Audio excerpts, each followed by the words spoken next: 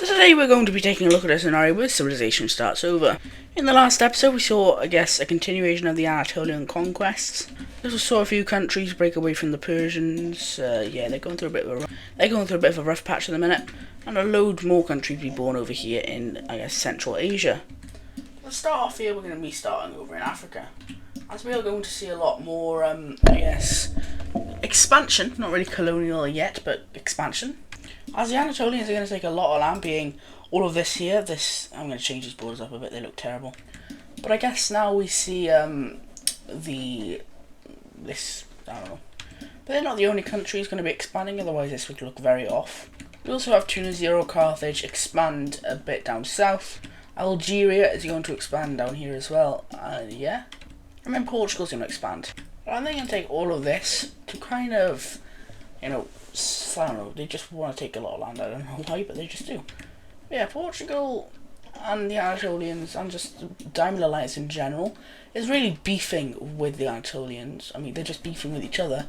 It's not really Cold War, but I definitely say it's like very bad tensions. And it's getting really bad, as we now see the continuation of the genocide in Anatolia. We have the Anatolians continuing to go into the red zones of religion and killing a lot of people. It's really not good. Screw you Anatolians, you're not a very good country. And the Holy Red Empire especially is just really distraught by this action. Like, this is some of the worst genocide that's happened yet. And the series is starting to focus on the Anatolians, as they are becoming a very important country for history. As they expand more into the blue areas, they also go up a bit around the red team, and it's all out just like awful. We see only the red religion only have a tiny bit of land. It's completely eradicated from the Mediterranean coast, and it's awful. The genocide is really bad, but in Persia, it's not really the same. I'll show you why now.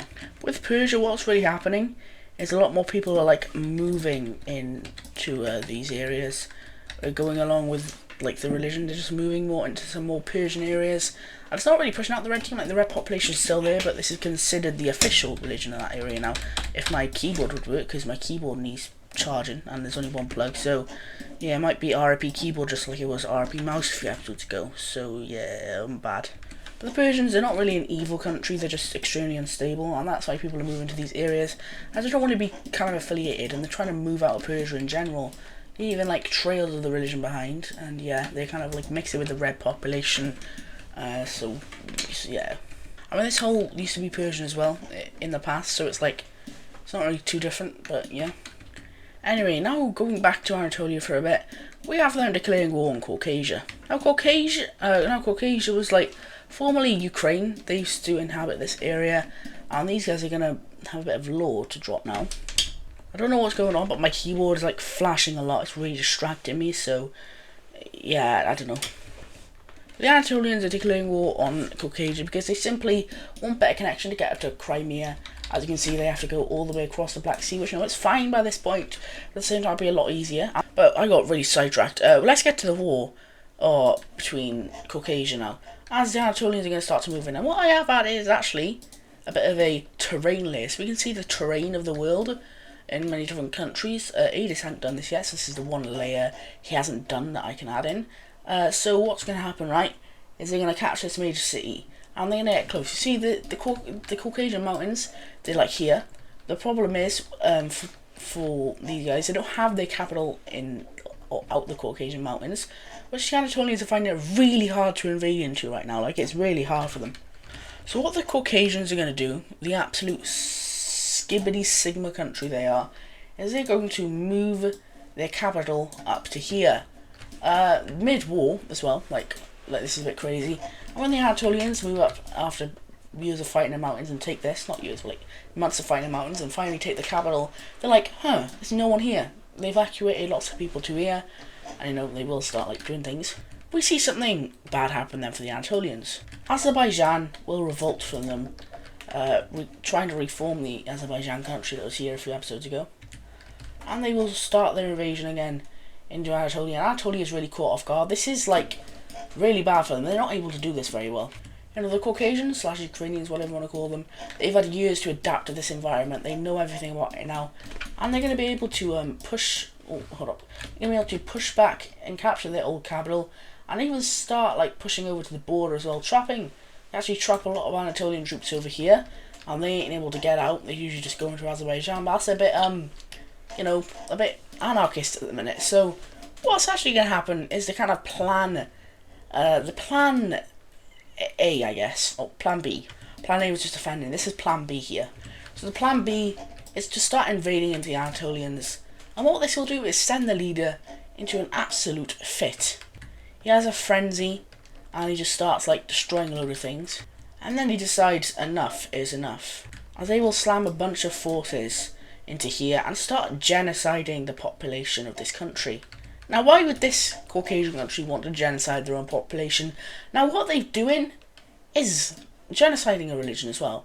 And that could get a lot of these Central Asian countries that used to be part of Caspian involved, because, you know, they don't want to see their own religion start to crumble. And it could even get the Russians involved, who, you know, some of their religion is around here, living in all these parts, and they wouldn't really want to see their religion get destroyed. So yeah. But no one is really, like, well enough, not well, but no one's really, like, had the balls to take on Anatolia at the minute. So they're just going to be able to kind of do whatever they want, and they'll even push back against this Azerbaijan rebellion, and then start their own invasion into here, and they retake it not too long, like, you know, reincorporate into the country and everything. And then they restart their invasion, committing horrible war crimes along the way, going up this kind of Caspian coast and cutting them off from the Caspian Sea entirely.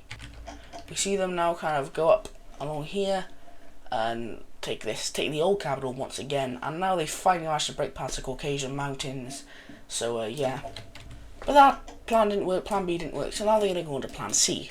Send all their troops into Crimea, and they're able to retake it, because a lot of these people who still live here, they subscribe to the religion of the Caucasian, or I guess Ukrainian, they are kind of Ukrainian, and that is because the Anatolians didn't really see a point in genociding Crimea, because that would get, like, Russia could probably see some of those things across the border, and that could get Russia involved, and they don't really want to get into a war with Russia. Like, they could definitely win, but the Anatolians don't like getting into fights with big, strong countries. They only like little, weak countries they can pick on easily. They don't like taking on big, strong countries like Russia, so they didn't do that, and, but now the leader's like, he's really not happy.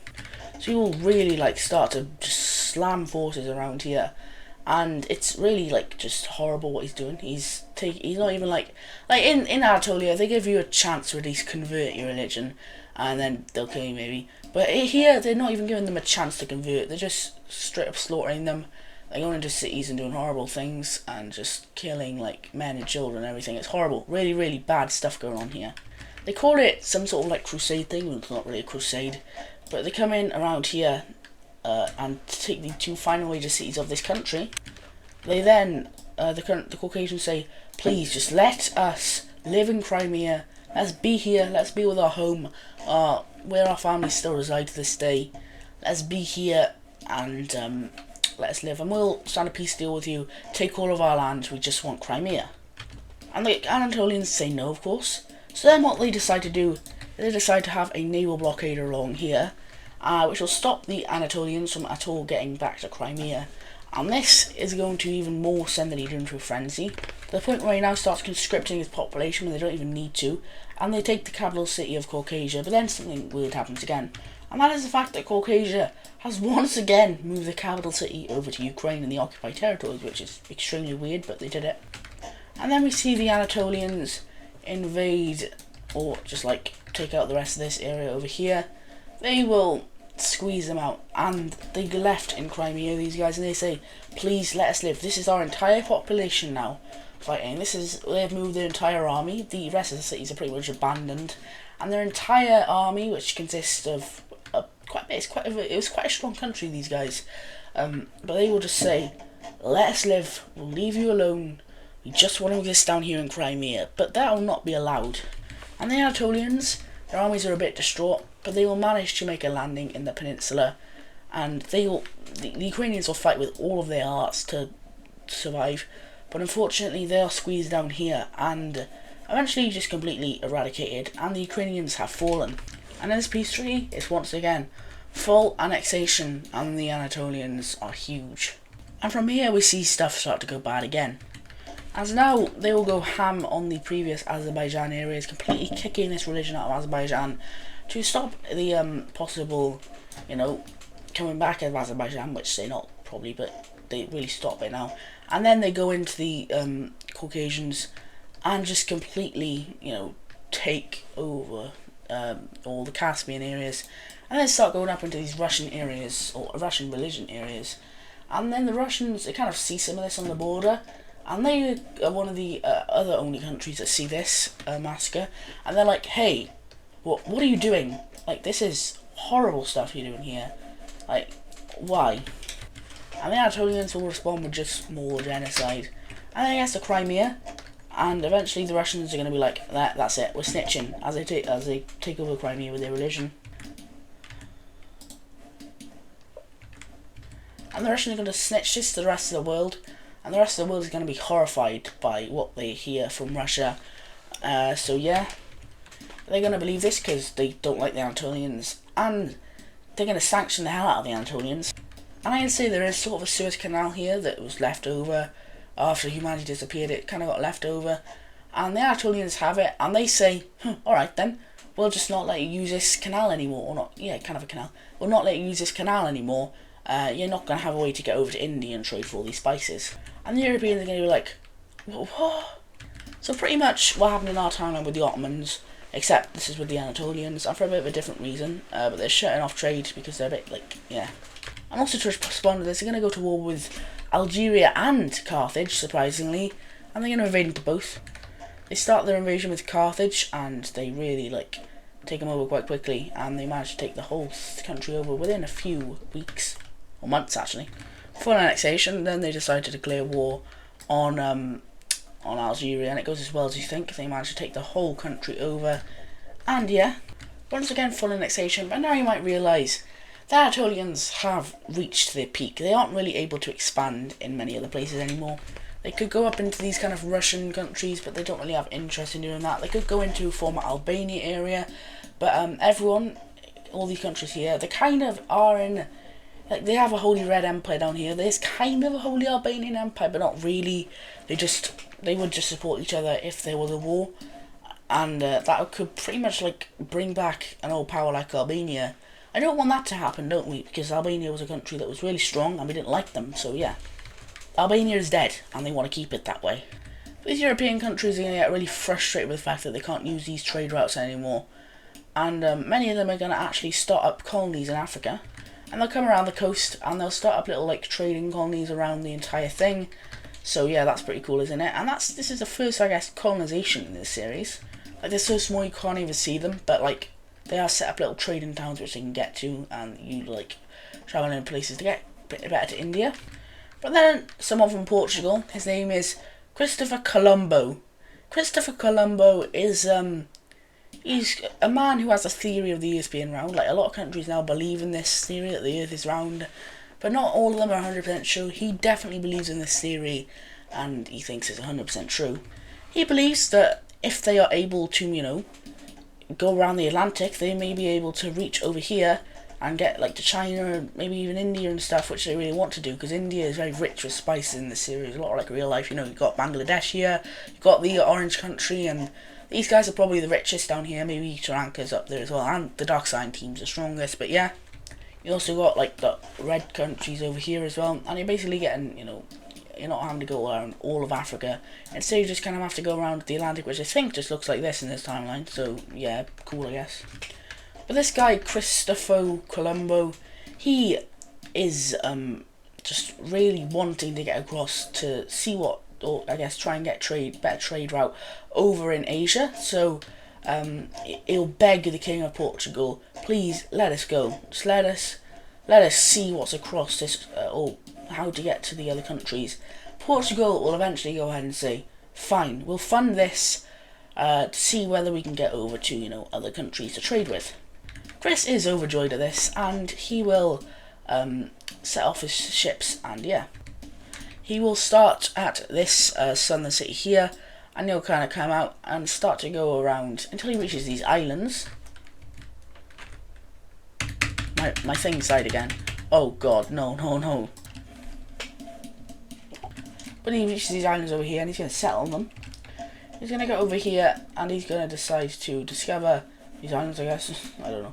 He's going to discover these islands, and then he'll settle on them, claiming another colony for Portugal. Portugal, they're like in the very early ideas of colonising. They have an idea of it, but they don't really know how it's going to be fulfilled yet. So they're going to just do this. They'll also get this one here, and they'll claim all these islands out here and set up kind of settlements until they'll be able to go more, I guess, west. So they'll continue now their journey from these islands. They'll restart it again, and there's a few storms that kind of blow them off track, and they think that they are going to, I don't know, it's just weird. And eventually they make it down here, and Christopher Colombo has reached the first American island. This tiny island here that I guarantee you no one watching this video has ever been to or lives on, is going to be discovered by him, and he will kind of island hop across until he reaches Puerto Rico, and they discover it and they're like, this is a bit of a bigger island than the rest, you know, pretty cool. And someone here has actually kind of been around East Asia before, and they've seen some stuff and they've been like, yeah, this is kind of similar to some stuff we've seen. You kind of believe that they're in like places like Taiwan, you know, you have these small islands here, and then you have Taiwan, it's a pretty decently sized island. And they're like, hey, yeah, this could be correct. And then they make a landing in Hispaniola, like, oh, it's got to be China. So they'll continue exploring the rest of Hispaniola, and they eventually just kind of shoot across, and they get to here and they're like, this one's China. I don't think they think that China's that small, like, it's just not that small. Eventually they will make a landing in Cuba, and they're like, okay, well, this is, I don't know what this is completely new to us. And they will begin their first colony over in Cuba. But their colonies will be set up here in Americas, the first ever country to be in America, Portugal. And they will begin to discover the rest of Cuba, and eventually they find something a bit off. Also, should have mentioned, we had a bit of a time jump from the last event. That was back in 1110. Now we're in 1200. It's been quite a few years, not really many wars have been happening. But yeah, so we're now in the late 1200s. And Portugal is beginning to colonise a bit more of this. I know it's very early for colonisation, but they're not really colonising, they're more just like setting up or just exploring around this area. They don't really care too much about it. Then they find something a bit weird. They find that half of Cuba is got more people on it, and they're like, well, we didn't know there were any other different people in the world. They decide to actually take the rest of this land, and they make an invasion of the rest of Cuba and sort of take it, or most of it all out. Then these guys will kind of have a bit of a bounce back, and they'll be able to take the rest of it back. They nearly chase them fully out of Cuba and kick them back here, and they're like, whoa, these guys are actually pretty dang strong, but they start dying of disease and it gets really bad. Like that plague, yeah, people are kind of gotten a bit immune to it now, but then these guys, one of the people actually kind of had the plague a little bit, and these guys got really sick, and now everyone's dying on the island. It gets really bad. But the I guess crew of Christopher Colombo, there's about 1,000 people on the ship coming from Portugal. Maybe not 1,000, maybe like a couple hundred on the ship, and they see a map, and it's a map of the empire they have.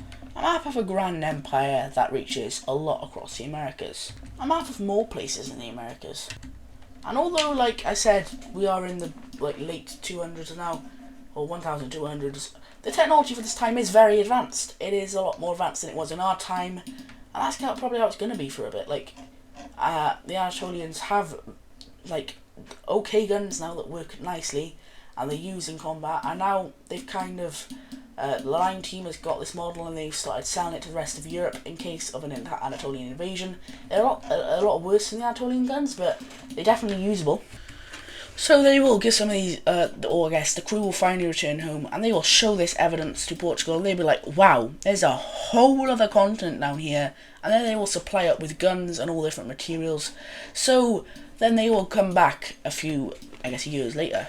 It's now the year 1300, yes, I know, it's been 2 episodes and we've gone on 300 years, but that's because we're going on a bit of a time jump at the minute. The world is kind of slowing down in events. The Anatolians just doing their genocide, you know, some of it that happened earlier might have been happening around now, so time didn't really work properly, so yeah. I'm not saying there's no conflicts, there might be some minor conflicts that don't really result in any land change, like religious things, like there was in our timeline. But that's up to you guys. You guys can come up with some crazy law of, I don't know, another Punic War. They didn't really do anything, but not Punic Wars, but, you know, who cares. But they will send more people down to take out the rest of this. And now, they come back and they see even more maps of what could be a great continent. They find a continent of many different empires that rule separate parts and equally share massive empires. But a history we may never know lies over here. A very different history than our main world. We have loads of different countries. And all these different countries will be explored better in the next episode. Yes, I'm leaving it here. Well, very original cliffhanger, but this thing's 22 minutes long. I don't want a too long episode. You guys are getting treated. It's daily upload week still. I've had this event planned out for a long time. It's so cool that it's actually now happening. Like, this map has always just been this, and I've planned out. I've had simulations of it. Is it weird that I play around this map? That's a bit weird, isn't it? I swear it's just to plan out future events. It's nothing weird, no. But anyway, I want to thank you guys for watching today's video. Make sure to subscribe if you haven't already, because it helps out a lot and you never miss a future upload. And yeah, make sure to tune in for the next one 100%, because it's going to be very, very eventful. Not just one big event, but there could be another big event happening back in the old world as well. We'll just have to watch it though. But anyway, thank you guys for watching. I'll see you in the next one. Bye bye.